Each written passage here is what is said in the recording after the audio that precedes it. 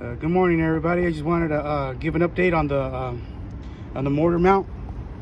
I changed this mortar mount like about 2 months ago, and I got this mortar mount from Amazon.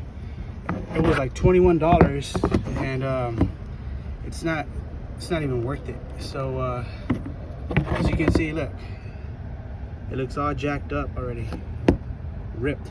Only 2 months. 2 months. I got this one from Amazon. It was about 20 bucks. So I just changed this one today. I got this one from O'Reilly's, the mortar mount. This is the part number, and so far we're gonna try it out, and I'll give an update in about a few months from now. So yeah, don't purchase the one from Amazon. It's really cheap quality. So yeah, so this is the part number for the one that I got. It runs me about 50 bucks. I got it from O'Reilly's.